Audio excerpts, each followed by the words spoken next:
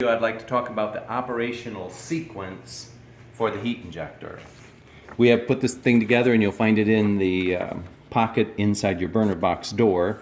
And basically what it is it's just an operational sequence so that it's like a road map. So if you can know where you're at, it will definitely help you if you ever had to troubleshoot it. So basically what you do is you first plug it in. As soon as you plug it in, you'll notice that a white light comes on. Then there will be an E-stop. You can push the E-stop, or you can pull the grate switch. After all of these sequences are done, then it would allow your airflow to function. If you turn on your airflow switch, you have an airflow control volume, and then this actually controls the variable frequency drive that actually controls the motor, the main airflow blower motor. On the heat sequence, there's an on and off switch. After it goes through that, it has to confirm that it has main airflow. As soon as the main airflow is confirmed, there's an amber light that comes on. Then there's a combustion airflow that has to be confirmed. There's a low gas pressure switch, a high gas pressure switch. After all those sequences are done, then it would come over, it would open the valves, it would check for a low fire position switch, the spark would be ignited, and the burner would be lit. So now let's go see how this actually plays out on the machine. First of all, we talked about a white light. So there's the white light. It comes through, there's an emergency stop, so anytime that I wanted to stop it, I could push it in, nothing would happen. It wouldn't make the white light go out because the white light is actually before this. There's a grate switch, which the grate switch is something that's up here. If you're in the heat treatment and you ever want to stop it, you could push the emergency stop, or you could just simply pull this. It would stop everything, stop the airflow, stop the burner, stop everything until you would put it back in. After it goes through that, then we'll go over here and we'll start to turn on the switches. First of all, we'll turn on the airflow switch. As soon as we turn on the airflow switch, you'll see that, You'll see that you can adjust the volume of the airspeed right here, and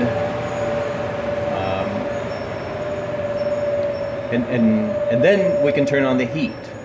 If you turn on the heat, you'll notice that this meter goes off as soon as you turn on the heat, and then what will happen is that during the process of turning on the heat, it actually, remember how we went over here? After you turn on the heat, it has to confirm the main airflow. The main airflow, as soon as this light comes on, you know you're right here on this little path. So everything is working all the way up through here because we have airflow, everything is working. So if it didn't light, it would be something in the downstream of this. So now we would go over and we would say combustion.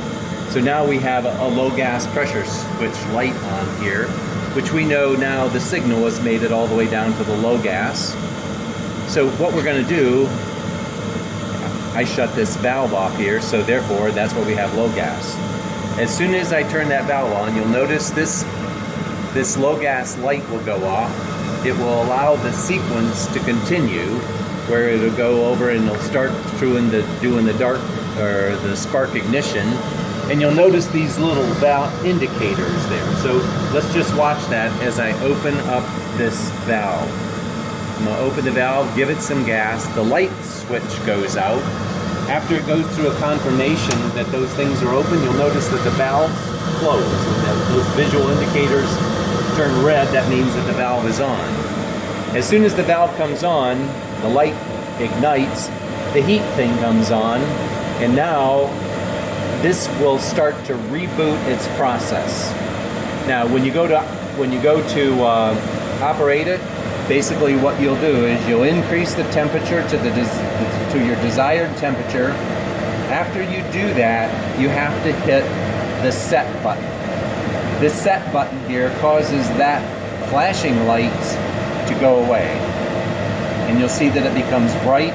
This heat then will start to ignite, and it'll actually go up towards that temperature.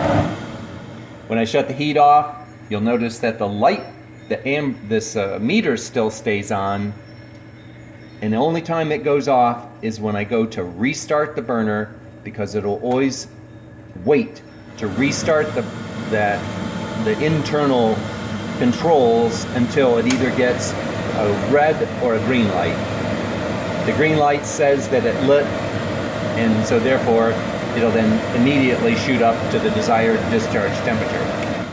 If it doesn't light, this red light will come on. If the red light comes on, basically there's a note down here that you shut the heat off, wait 20 seconds, you push this in for 1 second, you hold it literally in for like 1001, pop it back out, and that will reset it, and it'll go through the whole burning process again to restart. If it doesn't start after about 2 or 3 times, that's when you want to go see how to purge the gas line, and that would kind of like help you make sure that it does start. It should usually start the first or second time. Thank you very much.